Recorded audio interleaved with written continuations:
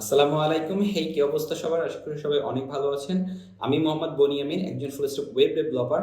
আর আজকের এই টোটাল ভিডিওতে আমি HTML5 নিয়ে কথা বলব। আজকের এই ভিডিওটা আমাদের HTML5 এর ৯ নম্বর ভিডিও। সো এই ভিডিওতে আমরা অ্যাড্রেস ট্যাগ নিয়ে কথা বলব। বাই দ্য ওয়ে, আজকের এই ভিডিওতে আমরা অ্যাড্রেস ট্যাগ নিয়ে কথা বলব। এটা হচ্ছে যখন আমরা কোনো ওয়েবসাইট ডেভেলপ করব, সেই ওয়েবসাইটে দেখবেন যে অনেক সময় অনেক অ্যাড্রেস থাকে, অনেক সময় অ্যাড্রেসের লিঙ্ক থাকে। এইগুলো আমরা আস্তে আস্তে কিভাবে অ্যাড করব, এইগুলো নিয়ে আজকের এই ভিডিওতে কথা বলবো। বেশি কথা না বাড়িয়ে আমি আমার স্ক্রিনে চলে যাচ্ছি। ওকে, স্ক্রিনে আসার পর দেখবেন এটা একটা ব্ল্যাঙ্ক স্ক্রিন আছে এখন। সো এখানে আমি যদি এটাকে কন্ট্রোল এস দিয়ে সেভ করি, সেভ করার পর রিলোড করলে এটা আমার ব্ল্যাঙ্ক স্ক্রিন দেখাচ্ছে। সো আমার কাজ হচ্ছে যে আমি এখন একটা অ্যাড্রেস লিখবো।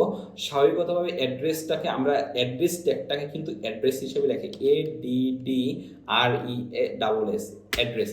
এটাকে বলা হয় অ্যাড্রেস ট্যাগ। এই ট্যাগের ভিতরে আমরা কি লিখবো? এই ট্যাগের ভিতরে আমরা লিখবো, ধরেন suppose Mirpur Mirpur 1219, then Dhaka, then BANG Bangladesh. Mirpur 1219 Dhaka Bangladesh.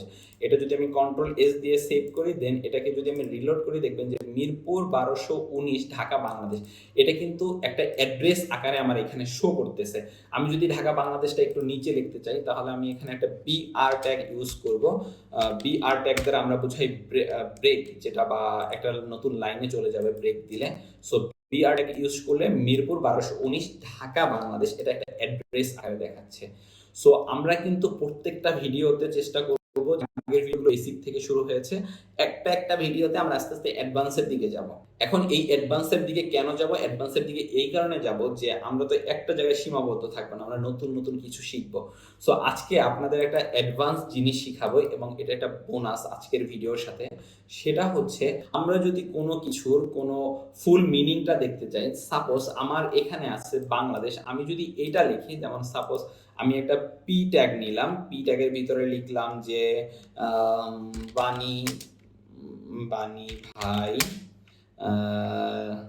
Live in suppose BD, বা বানি আমি লিখি, বানি আমিনটাই ভালো দেখে, বানি আমিন লিভ ইন বিডি। আমি যদি এটা কন্ট্রোল এস দিয়ে সেভ করি, দেন এটাকে যদি রিলোড করি, আপনি দেখবেন এখানে লেখা আছে বানি আমিন লিভ ইন বিডি। এখন বিডি কি? বিডি হচ্ছে বাংলাদেশ। আপনি জানি যে বিডি হচ্ছে বাংলাদেশ, কিন্তু এই বিডির ফুল মিনিংটা বা এব্রিভিয়েশন, যেটা ফুল মিনিং বা ফুল ফর্ম যেটা, এটা তো সবাই জানে না। সম্পূর্ণ যেটা আছে এটা সবাই জানে না। আমি চাচ্ছি যে এটা এরকমই রাখবো, কিন্তু যদি কেউ আমার ওয়েবসাইটে ভিজিট করে, আমার অ্যাড্রেসটার উপর কেউ যদি তার এই মাউস পয়েন্টার রাখে, তাহলে এই বিডির নিচে দেখাবে যে বিডি মিনস বাংলাদেশ, বা বিডিতে বাংলাদেশ হয়ে এটা দেখাবে। সো এই যে এব্রিভিয়েশনটা আছে, এটা যে দেখাবে মাউস পয়েন্টার রাখলে যে এখানে কাজ করবে, এইটা আজকের ভিডিওতে আমরা দেখব।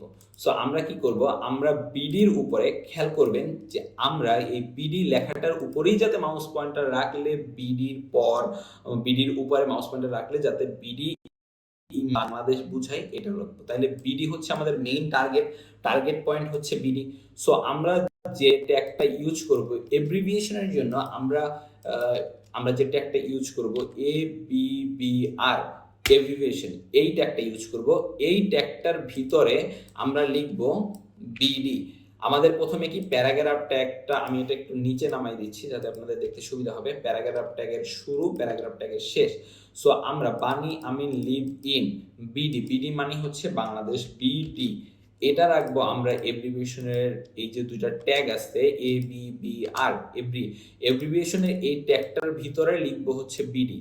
আর আমরা কোনটা শো করাতে চাচ্ছি, আমাদের অ্যাকশন কোনটা হবে, যে মাউস পয়েন্টার রাখলে, বিডির উপর মাউস পয়েন্ট রাখলে অ্যাকশন যেটা হবে, যেমন বিডির ফুল মিনিং আসবে বাংলাদেশ, এইটা রাখবো আমরা টাইটেলের ভিতরে। আমি যদি এটা একটু কেটে দেই, আপনি একটা জিনিস খেয়াল করলে দেখবেন যে আমাদের এব্রিভিয়েশনের ট্যাগের স্টার্টিং ট্যাগ এইটা, ক্লোজিং ট্যাগ এইটা, কারণ অবশ্যই ক্লোজিং ট্যাগে একটা স্ল্যাশ থাকে।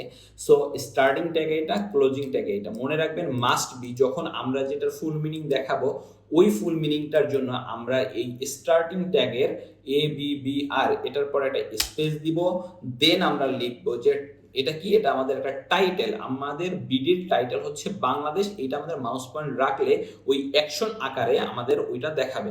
সো এটা টাইটেল লিখলে আমি লিখব টাইটেল, TITLE টাইটেল, দেন হবে ইকুয়াল, ইকুয়াল বলতে সমান চিহ্ন, দেন ডাবল কোটেশন, দুইটা ডাবল কোটেশন আসবে।